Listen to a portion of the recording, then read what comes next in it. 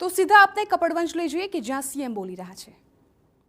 મારા સાથી ધારાસભ્ય શ્રી માનસી ચૌહાણ, શ્રી પંકજભાઈ દેસાઈ, શ્રી અંજુસિંહ ચૌહાણ, શ્રી રાજેશભાઈ ઝાલા, શ્રી કલ્પેશભાઈ પરમાર, શ્રી યોગેન્દ્રસિંહ પરમાર, પ્રદેશ ભાજપ મહામંત્રી શ્રી અજયભાઈ બ્રહ્મભટ્ટ, જિલ્લા ભાજપ પ્રમુખ શ્રીમતી નયનાબેન પટેલ, અમૂલ ડેરીના ચેરમેન શ્રી શોભેસિંહ પરમાર, પૂર્વ સાંસદ શ્રી રતનસિંહ રાઠોડ, જિલ્લા ભાજપ મહામંત્રી શ્રી રાજેશભાઈ પટેલ, શ્રી અપૂર્વ પટેલ, બક્ષીપંચ મોરચાના પ્રમુખ શ્રી કિરણસિંહ ડાભી, પૂર્વ ધારાસભ્ય શ્રી કનુભાઈ ડાભી, શ્રી રાજેશભાઈ પાઠક, તાલુકા પંચાયતના પ્રમુખ શ્રી અમરસિંહ રાઠોડ, કપડવંજ તાલુકા પંચાયતના પ્રમુખ શ્રી જે.કે. પરમાર, ઠાસરા તાલુકા પંચાયતના પ્રમુખ શ્રીમતી ચંપાબેન ડાભી, કલેક્ટર શ્રી અમિત પ્રકાશ યાદવ,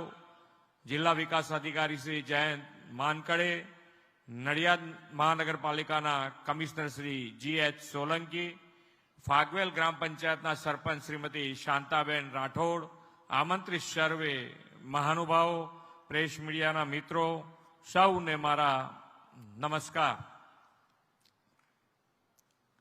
કેમ શાંત થઈ ગયા છો એકદમ?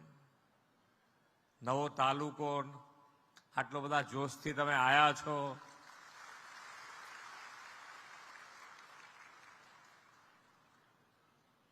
તાલુકા સેન્ટર જ હતું, આમ તો ફાગવેલ એ તાલુકા સેન્ટર જ હતું। કોઈને બી પૂછો એટલે ફાગવેલ કોઈના મોઢે ના હોય એવું આખા ગુજરાતમાં નહીં, આખા દેશમાં કોઈના મોઢે નહીં હોય એવું નામ નથી। આ ફાગવેલ ભાથીજી મહારાજની ચર્ચા ક્યાંય નહીં થઈ હોય એવું નહીં બન્યું। વીરતાની વાત આવે તો ભાથીજી મહારાજને યાદ કરવા જ પડે કોઈએ બી, અને એના ચરણોમાં આજે શીશ ઝુકાવવાનો મને પણ અવસર મળ્યો છે। હું મારી જાતને ધન્ય સમજુ છું કે મને આજે અહીંયા ફાગવેલમાં ભાથીજી મહારાજની તપોભૂમિ પર આવવાનું સૌભાગ્ય મળ્યું છે। વિશ્વ નેતા અને યશસ્વી વડાપ્રધાન શ્રી નરેન્દ્રભાઈ મોદીના નેતૃત્વમાં ગુજરાતની વિકાસ યાત્રા એ આજે વિશ્વભરમાં ગૌરવ મેળવ્યું છે।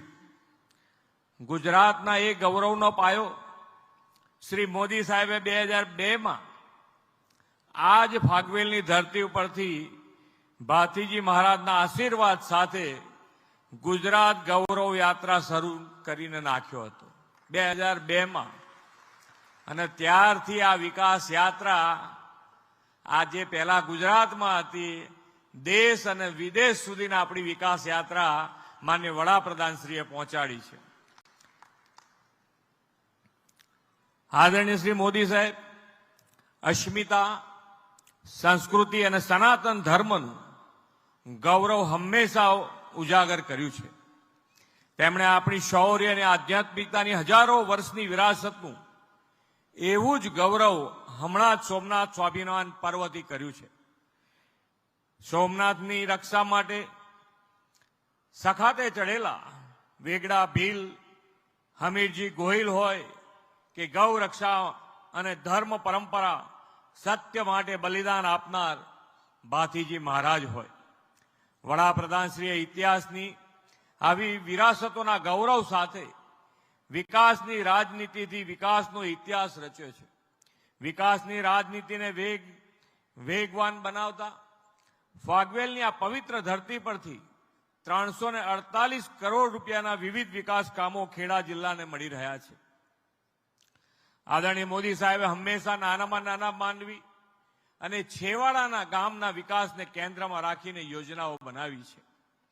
લોકોની મૂળભૂત સુવિધા એવા પાણી, શિક્ષણ, આરોગ્ય, રોડ રસ્તાના કામોને તેમણે પ્રાથમિકતા આપી છે।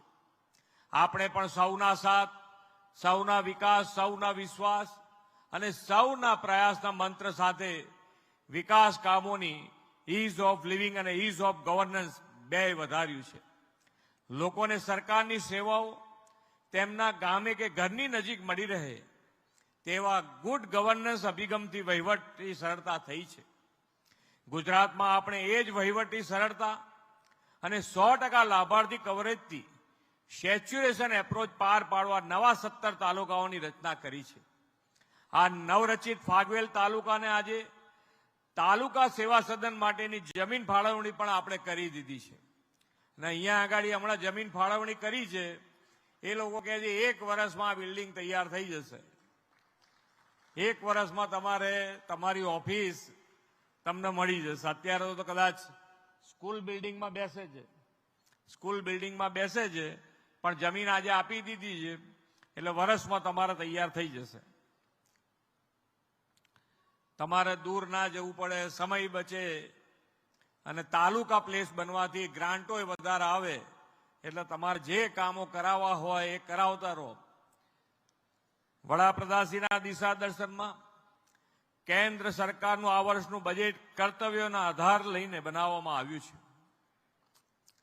વિકસિત ભારત 2047 માટે વિકસિત ગ્રામની સંકલ્પના આ બજેટમાં આપણે જોઈ શકીએ છીએ. ગુજરાતને તો તેમના વિઝનરી લીડરશીપનો લાભ 2.5 દાયકા કરતા પણ વધુ સમયથી મળી રહ્યો છે.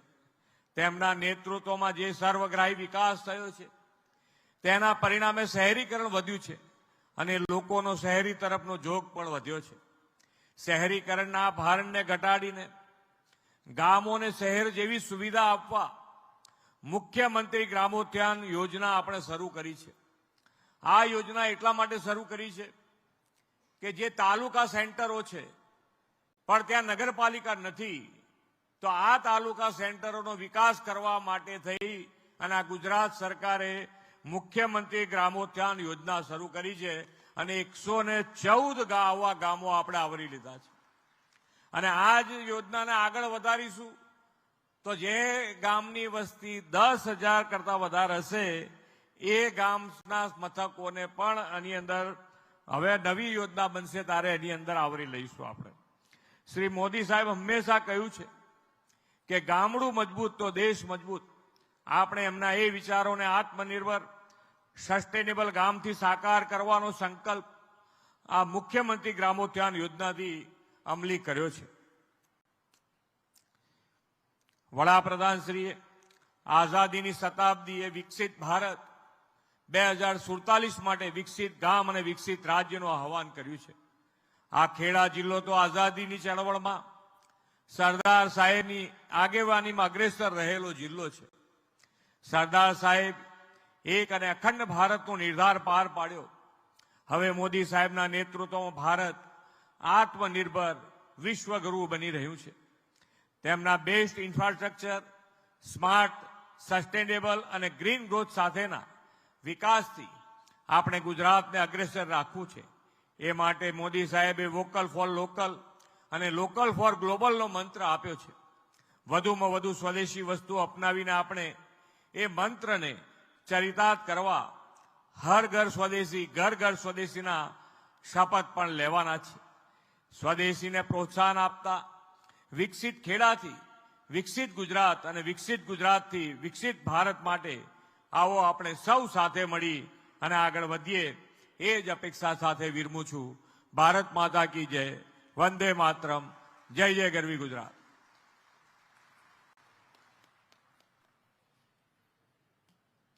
ખૂબ ખૂબ આભાર માન્ય મુખ્યમંત્રી સાહેબ. બિલમાં અત્યારે સીએમ ભૂપેન્દ્ર પટેલ ઉપસ્થિત રહ્યા કેમ કે 345 કરોડના વિકાસ કાર્યોની પહેલા તેમણે લીલી ઝંડી આપી અને ત્યારબાદ તેમણે સંબોધન પણ કર્યું.